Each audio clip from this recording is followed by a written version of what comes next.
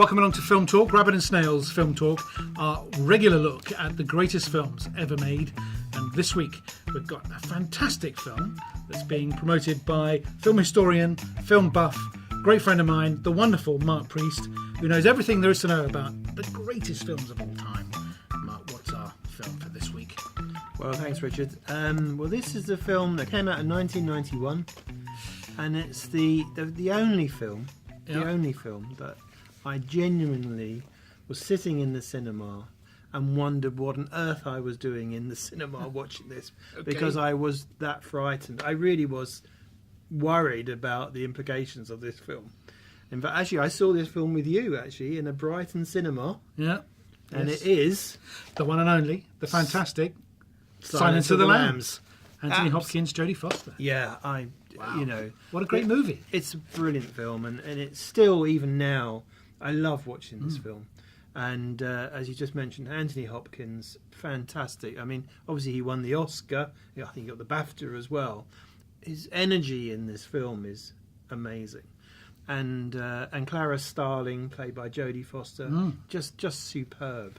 And interestingly, you know, every time I watch this film, I always see something new. And I never really realised that when she first meets Hannibal in prison, he changes he has this sort of like southern accent that he puts on. And I never realised or thought that actually the reason he was doing it is trying to mimic her, because he realised fairly quickly that actually she's from the Deep South, and he makes jokes about her being poor white trash and his mommy and a daddy. And you can see that actually I realised now, I couldn't work it out why he was sort of changed accents in this part, but he was mimicking her. And it's a really subtle part, but he just plays it so beautifully. He's a joy to watch. It's in some ways, an understated performance, which makes it all the more hard-hitting as a performance, if that's not a contradiction. Yes, and it's the things that really add to that. The Jonathan Demme, the fantastic director. Yeah, of course. One of his trademarks was he liked getting close-up shots of the actors in critical parts of the film. So he really wanted, and you do feel it as well as a part of the audience. You feel that they are talking directly to you, and that adds a tension and excitement to it that you don't always get in films. So I thought that was a really important, key part to the film. For those who may not have seen it, just what's the nub of? Yeah, so the plot? So there's a psychopath on the loose in America, Buffalo Bill. And the FBI have been searching for some time to try and find out who it is, and they're just not getting anywhere. They think that Hannibal Lecter, played by Anthony Hopkins, has maybe got an idea of the type of person this is, or who it might even be. We know who that is. Yeah. Absolutely. So Jack Crawford, who is Clarice Starling's boss, decides to try and trick Hannibal into sort of revealing what he knows. And Hannibal's in prison at this time. That's right. Yes. And Clarice Starling is young, new to the FBI, pretty, highly intelligent, and as Dr. Chilton says when she arrives, just up Hannibal Lecter's street.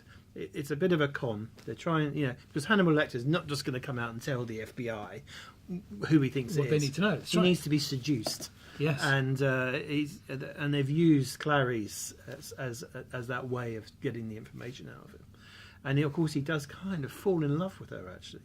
Yes, there is a seduction. Absolutely, and it carries on in other films in the future as well. Yeah, and I think she actually sort of sees him in a strange way, more as a sort of fatherly type of thing, but she kind of gets him, although she obviously is highly sort of worried about him as well.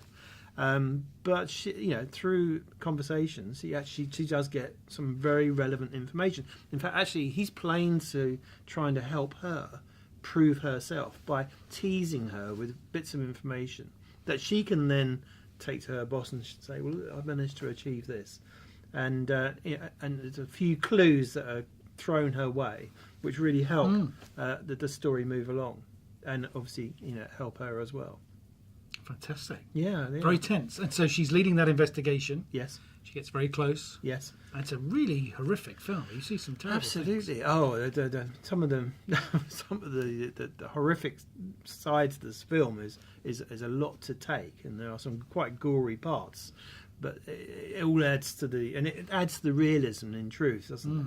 And I think that there's some key moments there as well. That when there unfortunately there's a dead body, and they realise that there's been something trapped down the throat of this poor girl, which turns out to be a moth, and it's an important clue because that moth represents change, and it's to do with this person's outlook on life as well. Which is a key element to the whole subplot throughout the whole film. That's right, absolutely. Yes, it is, without giving away too much. No, yeah. Yes, but it's really the film sort of just moves along at a great pace, and Hannibal Lecter is just terrific in it.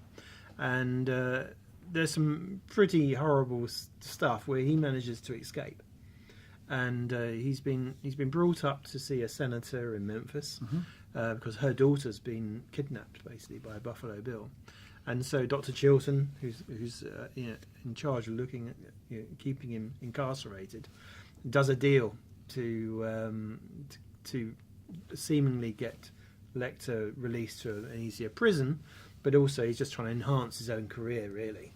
But anyway, Lecter is let out, and he meets the senator, and there's some classic scenes between him and the senator. I won't go into the detail now, but it's and it really kicks off from there, doesn't it? It does, and he then escapes.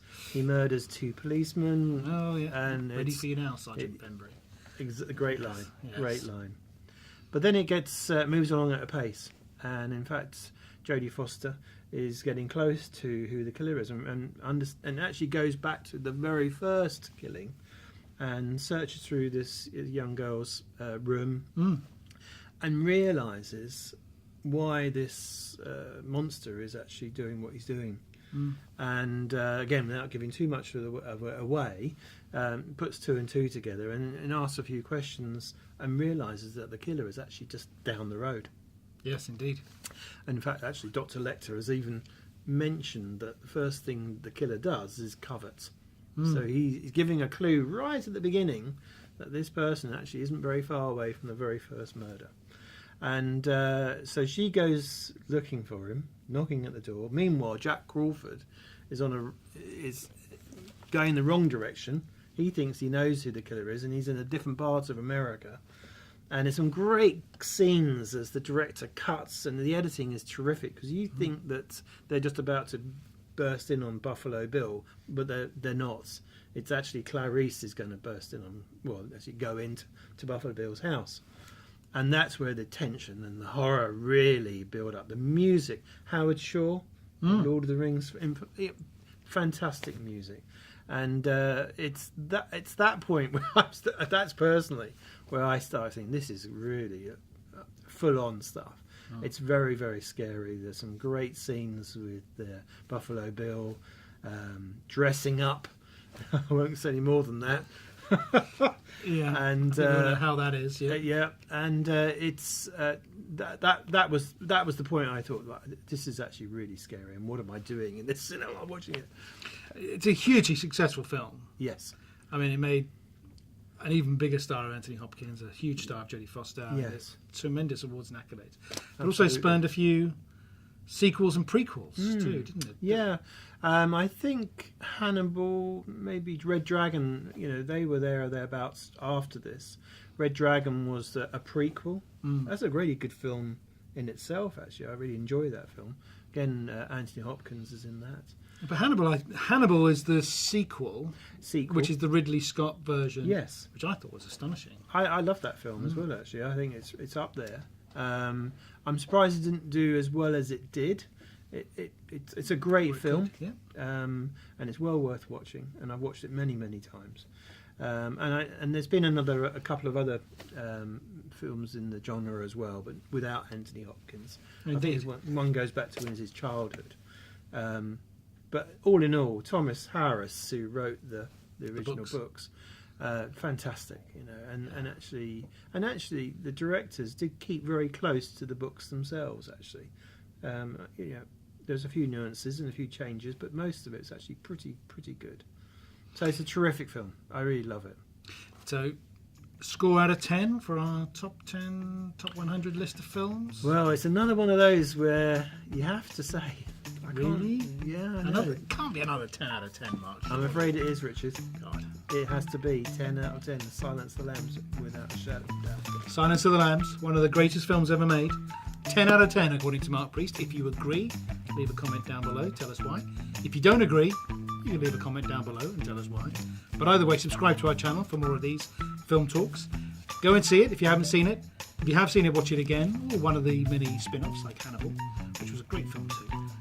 Maybe for a later episode of Film Talk. Very much. Yeah. But Silence of the Lambs. Mark, thank you very much. Thank you, Richard. Thank you for watching.